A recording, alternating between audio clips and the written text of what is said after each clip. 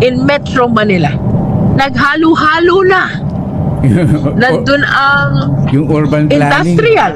Opo. Yeah. Nandun ang residential. Meron ding tourism. 'Di ba? Meron ding mga real estate development. And one thing that we should always remember, Philippines is an agricultural country. We need to protect also food and agriculture of our nation, no? Paano mo protektahan yan? Nauubos na ang lupang sakahan. 'Di ba? Among all industries, I really maintain my position. Hindi ka gagaling sa ibang industriya kung hindi ka magaling sa food and agriculture. Yun, opo. Kasi ito yung number one na pangangailangan ng ating bansa, no? So, ito pong ating bill about land classification. Marami po itong issues na trinatraverse, no? Nandiyan na yung issues on climate change. Kasangan ito. Pati yung issue ng paggamit ng forest land, salvage zone, ano pa to? These are patrimonial properties, no? Property of the state. Pero nakikita natin nagagamit na rin for business purposes, no? Forest land, island, salvage zone, di ba? So, kasama po ito sa matatouch ng land classification, whether these areas should really be allowed to be used for commercial purposes, no? Kuya Ron, ang basic nito, let us define the purpose of the land in the Philippines by way of classifying them, which industry or purpose they serve.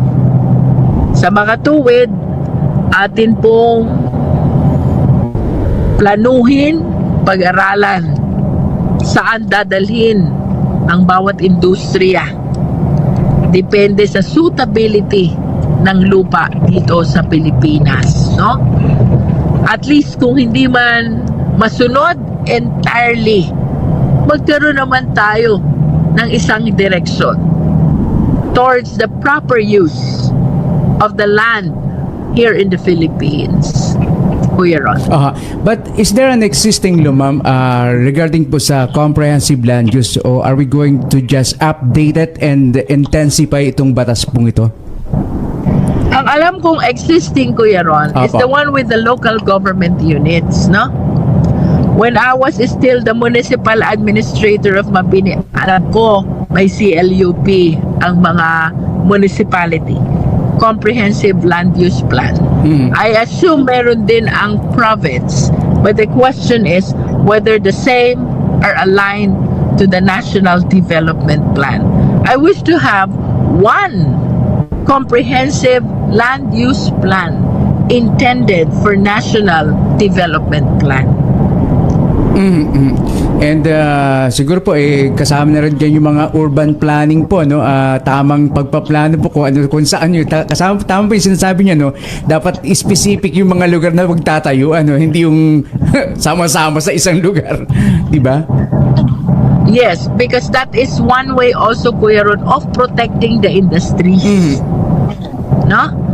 Lahat ng industry ay mahalaga, whether it is maritime, manufacturing, energy, di ba? Agriculture, commercial, retail industry. Mahalaga yan lahat. Opo. But the question is, how do you protect them? How do you protect them kung halo-halo sila sa iisang area? Just like what happened in Metro Manila. Alright, ma'am. Ngayon po, puntahan po natin yung issue po ng impeachment po, ma'am. Ano.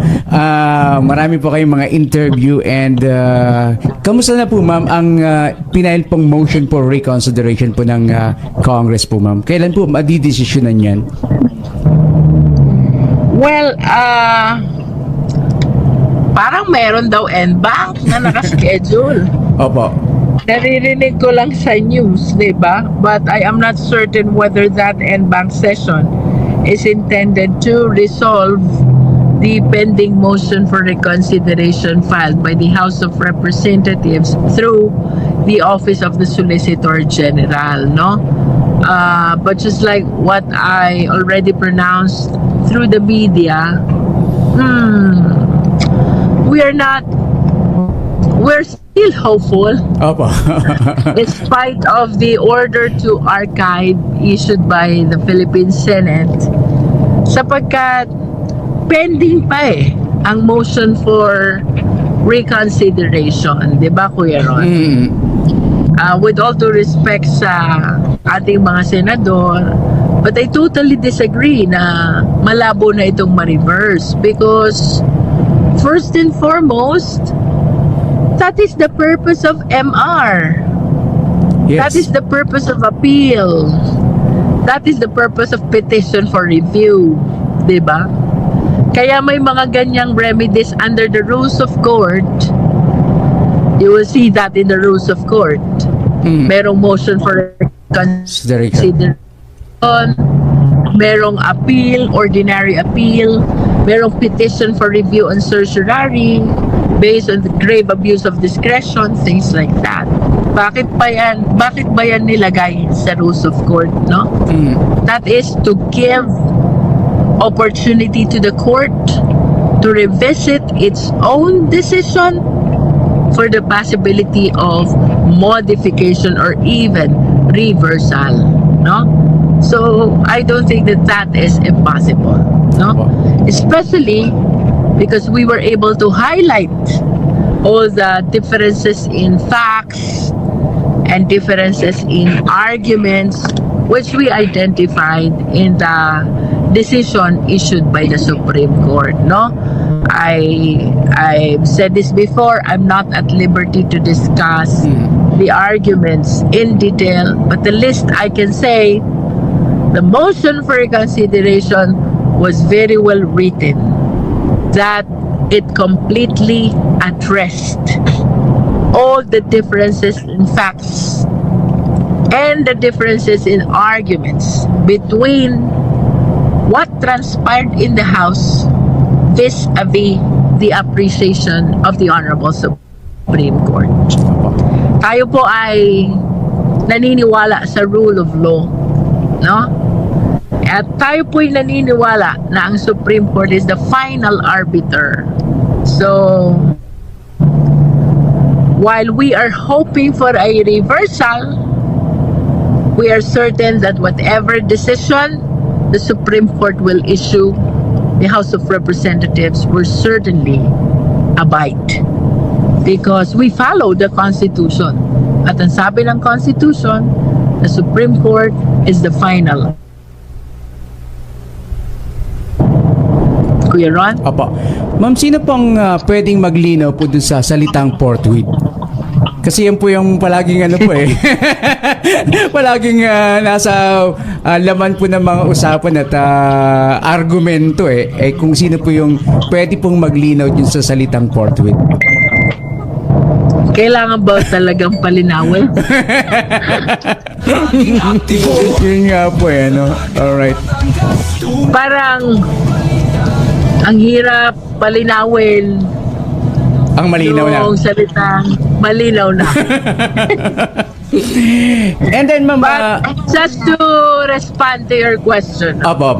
yung mga ganyang diskusyon na hindi mag-meet ang ating mga nanunungkulan. For example, is the definition of forthwith. This is also an interpretation of the law, which responsibility rests upon the Supreme Court, no? kung kailangan talagang i-interpret yung word na forthwith, then the power belongs to the Supreme Court. As always. Because this is what the Supreme Court is bound to do. They are the final interpreter of the law. Opo. Ma'am, Pwede naman kami mag-interpret. Di ba? Opo, ma'am. Pwede rin naman mag-interpret. The Senate, pwede ka rin mag-interpret. Kaya lang the thing is, what if there are varying interpretations at hindi magkasundo-sundo? Diyan papasok ang Supreme Court. The power of judicial review. And that includes the power to interpret the laws. And whatever the Supreme Court will say, that is supposed to be binding among all of us. Kahit pa mali ang paniniwala mo, iba ang paniniwala mo, kapag nagsalita ng Supreme Court, you have to follow. Because that is what rule of law is all about. Oh. Ma'am, medyo po ako nalilito dito sa yung ultimate function of the Constitution po. Is there a need po to really interpret it dahil it was written ultimate law of the land po yung saligang batas po eh. Kailangan po bang i-interpret po ito? O we just implement it? Meron tayong tinatawag sa statutory construction. Apo. Statutory construction po is one of the subjects in the study of law. I don't know kung yun pa rin ang tawag because it was a long time ago tayo pinag-aaral.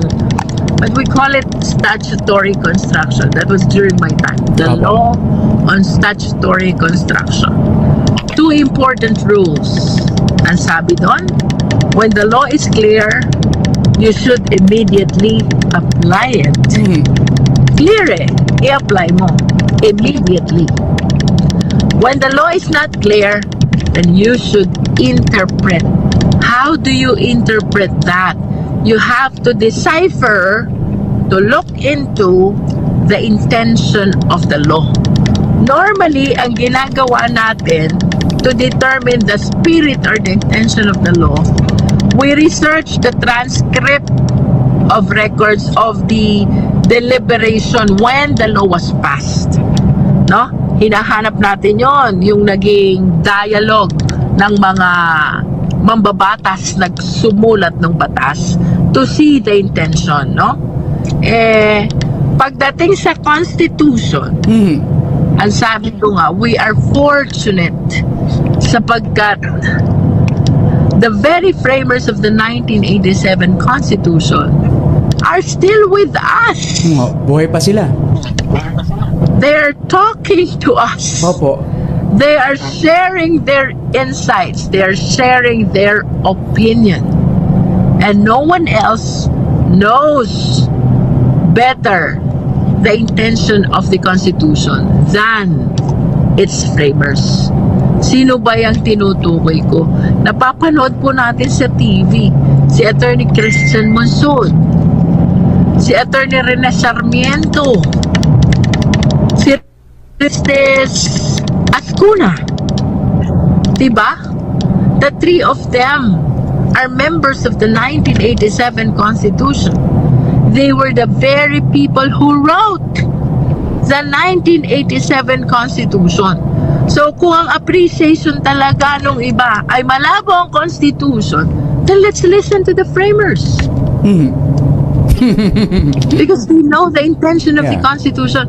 Although ako nga, Kuya Ron, ang aking submission talaga, the Constitution is clear, especially that Article 11, Section 3, Paragraph 4, about filing by 1/3. That is very clear. There is no need to interpret it. But assuming for the sake of argument na nalalabuan talaga sila, ano ba sabi sa rule on statutory construction? Let us inquire into the spirit and intention of the law. How do you do that? Research the transcript. But this time around, bukod sa transcript, the very framers are talking already to us. telling us about this intention. And with all due respect sa mga may contrary views, at least let us give much weight dun sa sinasabi nitong tatlong former members ng 1987 Constitutional Commission. Yun pong sinasabi nating 1987 Constitutional Commission, ito po'y isang kapulungan, mga legal experts na sumulat, nagbalangkas, nagdiskusyon, nagdebate upang mabuo ang 1987 Constitution. Among them ay yung napapanood natin sa TV, Attorney Christian Mansod, retired Justice Ascuna, and Attorney Rene Sarmiento, who are consistent in their opinion that there should be an immediate trial on the impeachment case. Forthwith. Forthwith po, ma'am. And ma'am, with this situation Naging po, controversial na with this situation mo, hindi po ba mahirap magkomento yung mga ordinaryo, mga mamayan po, because this is subject to sub judice rule dito pong pinag-uusapan pong batas, ma'am? So long as our comments will not affect Tackle. or influence the decision of the court, the Supreme Court to be particular, there is no violation of the sub judice. That is why we do not go into the details of the issues which are pending now before the Supreme Court. No? But I think for purposes of discussion ng ating mga kapwa Pilipino, Aba. wala naman pong masama doon. The only reason why I am exercising the necessary caution, I happen to be part of the prosecution panel of the House of Representatives. Alright. Congratulations, ma'am. Ex-officio member of the JBC, ma'am. Yun, sabi ko nga po na nakarang programa, sana nakasama natin ating Congress. Matanong po natin, ma'am, ano po ang function, ma'am, ng Judicial Bar Council po, ma'am? Napaka-influential din po nito, ano? Well, Judicial and Bar Council is composed of 7 members, no? Opo. The Chief Justice, the Secretary of Justice, the Congress, and 4 representatives from academe, private sector, Integrated Bar of the Philippines, and retired justices. Okay. So, 7 seats comprise the Judicial and Bar Council, no? I am representing the House of Representatives, and Senator Alan Cayetano is representing the Senate. So the two of us represents the Philippine Congress, no? Ako sa lower house, siya doon sa upper house. The task or the mandate of the Judicial Bar and Bar Council is to implement the stringent selection process of the members of the judiciary, including the ombudsman, including the Sandigan Bayan, including the Legal Education Board, and the purpose of the same is to maintain the independence of the judiciary. No? Napakasagrado po ng trabaho ng Judicial and Bar Council at napakasagrado din ng mandato na nakaatang dito. That is to maintain the independence of the judiciary. And that is why we really have to apply strictly the requirements and the procedure in selecting the members of the judiciary. Of course, we wish to thank the 20th Congress of the Philippines, including the leadership, of course, Speaker Martin and the rest of the deputy speakers and the fellow members for giving me the trust and the confidence of representing the House of Representatives in the Judicial and Bar Council. This is actually as ex officio member. Kasabay po ng ating pagiging chairman ng Justice Committee ng House of Representatives. No?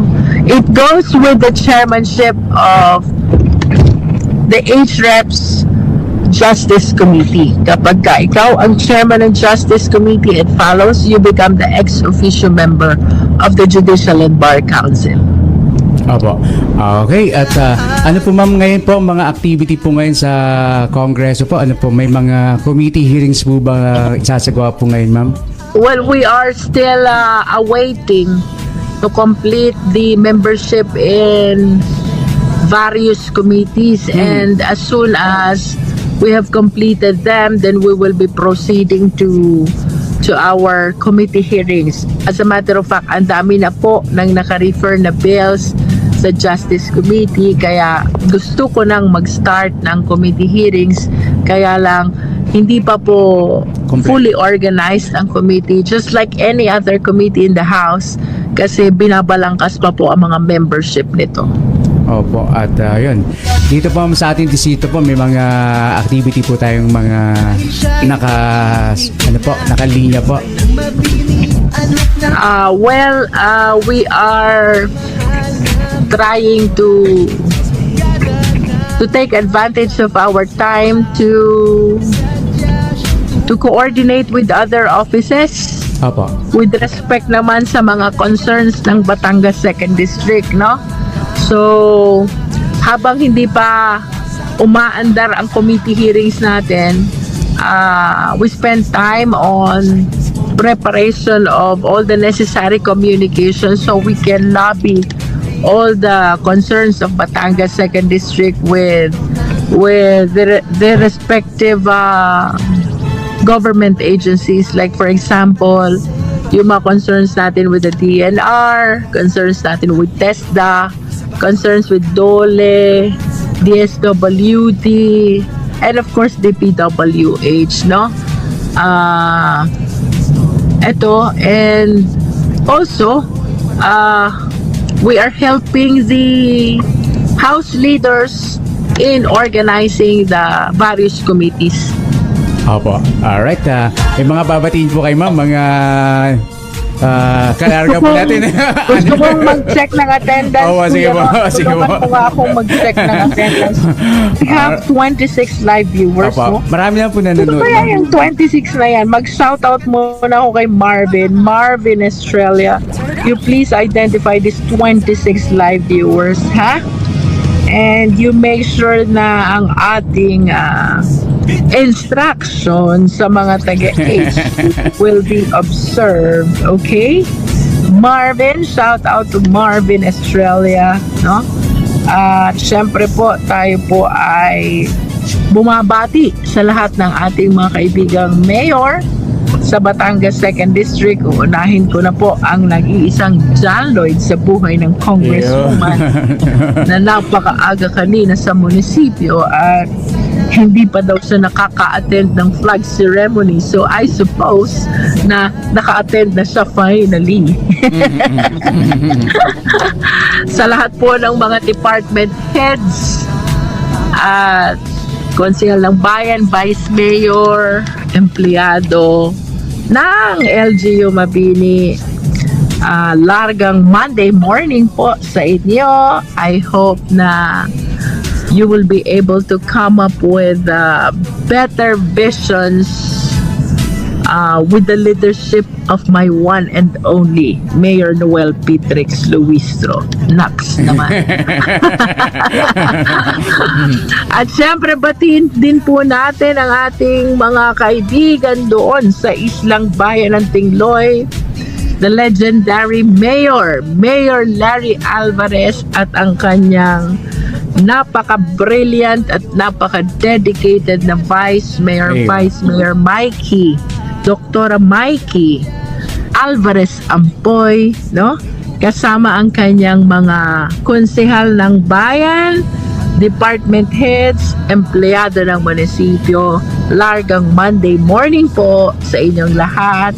At syempre special greetings sa aking personal na bukala, o diba? ginagaya ko lang si Governor V. Opo.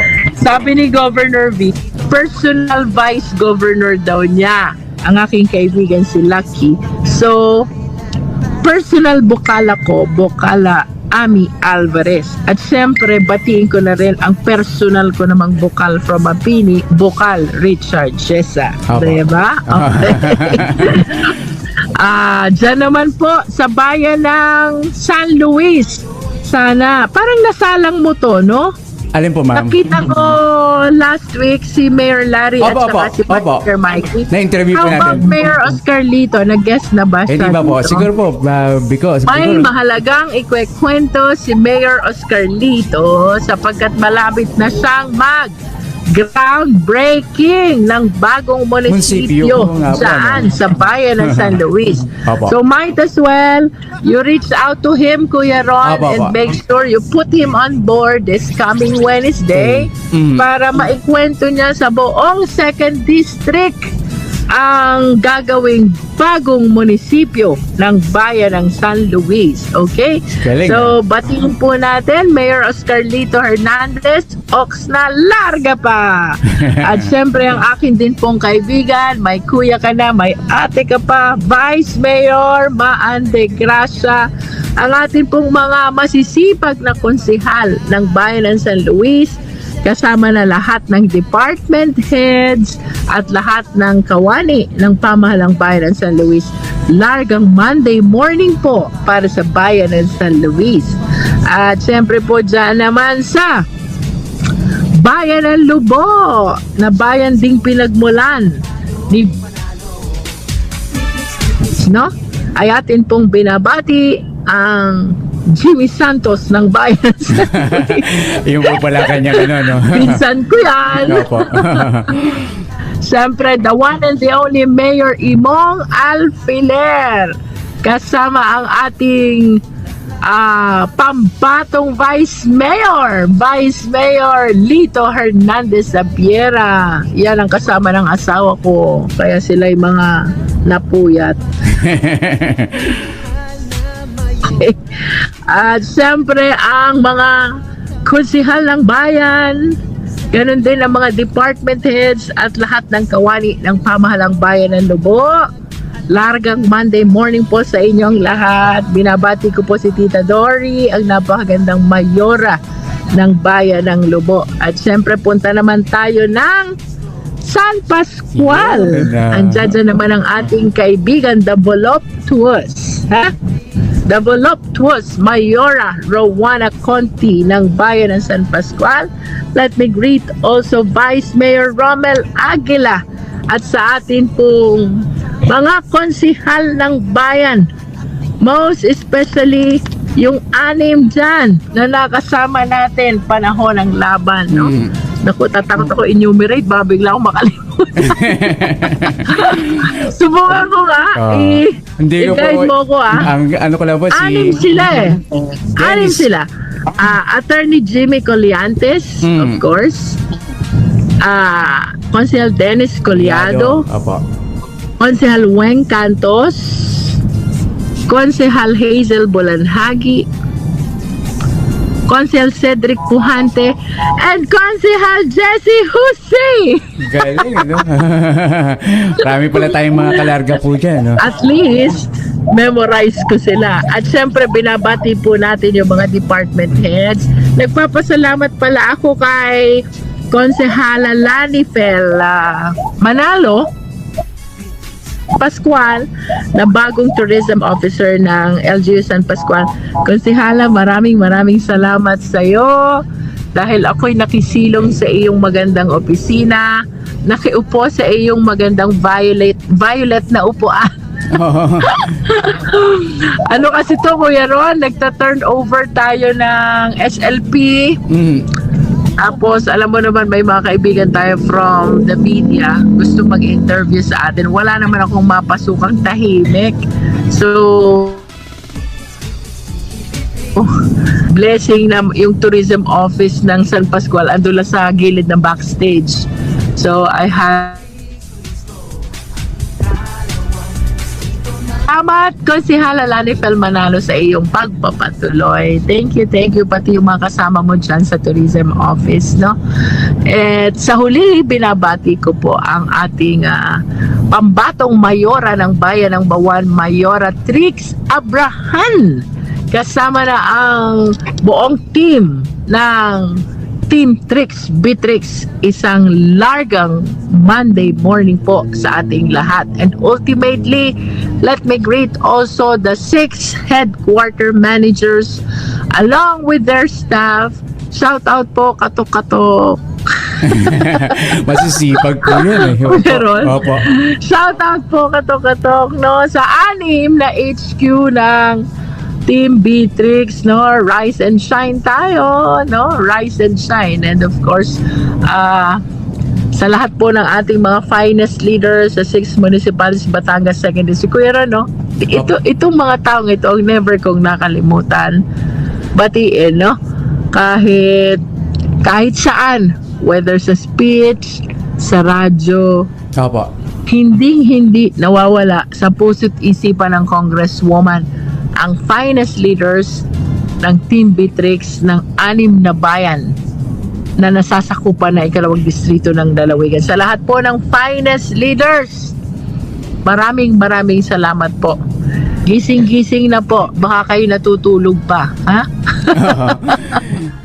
2 years and 10 months na lang. Election na uli. Bilis po, September na naman, Pasko na naman po, Ang bilis, no? Oo, bilis ng Ang panahon. bilis. Teka, ano na bang petsa ngayon? It's almost 11 na middle po. of August. 11 na ng August po. 11 na.